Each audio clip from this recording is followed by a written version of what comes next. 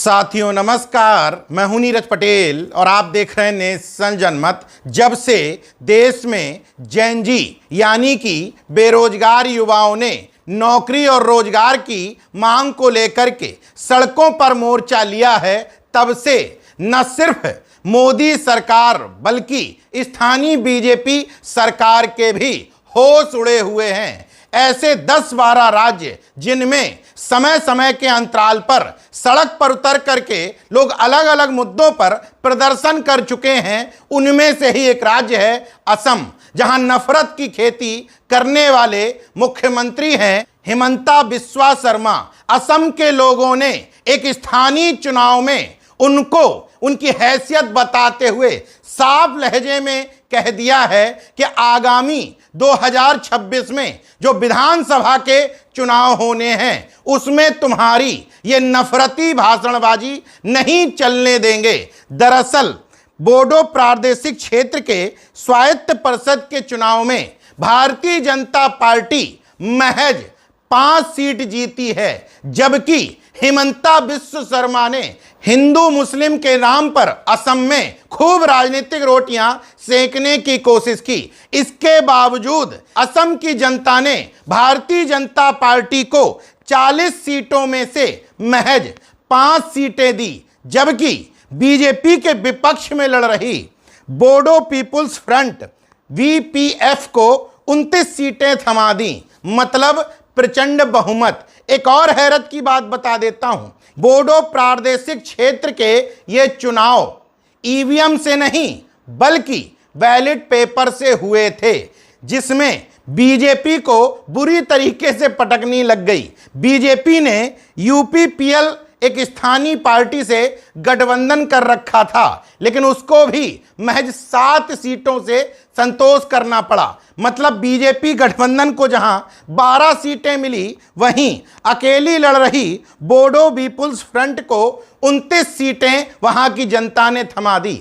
अब समझने की बात यह है कि आखिर असम की जनता ने हिमंता बिस्वा शर्मा की नफरतिया राजनीति और मोदी सरकार के जुमलों को क्यों नकार दिया। अब आप सोचेंगे स्थानीय चुनाव में मोदी सरकार के जुमलों से क्या लेना देना। दरअसल भूटान की सीमा से लगे पश्चिमी असम के 5 जिलों को मिलाकर के स्वायत्त परिषद बनाया गया था 2020 में, और स्वायत्त परिषद के गठन के समय प्रधानमंत्री नरेंद्र मोदी जी और उनके सिपह सालार गृह मंत्री अमित शाह ने बड़े बड़े वादे किए थे इस क्षेत्र के लोगों से कि हमारी सरकार इस विशेष क्षेत्र के डेवलपमेंट के लिए अलग से काम करेगी, बजट देगी, नौकरियां होंगी, रोजगार होंगे।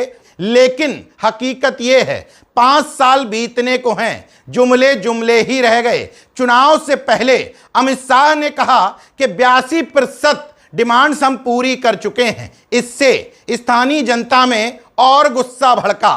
पहले तो जुमलेबाजी और जुमलेबाजी पर भी झूठ पर झूठ, तो स्थानीय लोगों ने तय कर लिया था इस बार किसी कीमत पर बीजेपी को नहीं जीतने देंगे। परिणाम आए तो बीजेपी बुरी तरीके से धराशायी हो गई। हालांकि इन चुनावों के परिणामों ने एक बात को फिर से हवा दे दी है, ईवीएम बनाम बैलेट पेपर। क्योंकि ये चुनाव बैलेट पेपर से यानी कि मत पत्रों से हुए थे, इसमें बीजेपी बुरी तरीके से हार गई। इसलिए जो लोग ईवीएम बैन करने की राजनीति या मांग कर रहे हैं, उनको इन चुनाव परिणामों से फिर से बल मिल जाएगा। हालांकि चुनाव बेहद छोटे थे, लेकिन सैंपल सर्वे था इस बात का कि हिमंता बिस्वा शर्मा की नफरतिया राजनीति, एक धर्म विशेष के नाम पर घुसपैठियों की राजनीति को असम की जनता ने नकार दिया है और साफ संकेत दे दिए हैं इस छोटे से राज्य ने कि यही हाल हम पूरे देश में करने जा रहे हैं। क्योंकि कुछ ही समय के अंतराल पर न सिर्फ असम में तमाम आदिवासी समाज के लोगों ने सड़कों पर उतर करके प्रदर्शन किए, बल्कि लद्दाख में भी जनता सड़क पर उतरी। उत्तराखंड में भी युवा सड़कों पर है, जम्मू कश्मीर में भी युवा सड़कों पर है, मणिपुर में भी सड़कों पर है। इसके अलावा देश के तमाम हिस्सों में, चाहे उत्तर प्रदेश हो, छत्तीसगढ़ हो, मौजूदा बीजेपी सरकारों के प्रति युवाओं का गुस्सा उफान पर है। अब चुनाव में भी वो साफ साफ दिखने लगा है।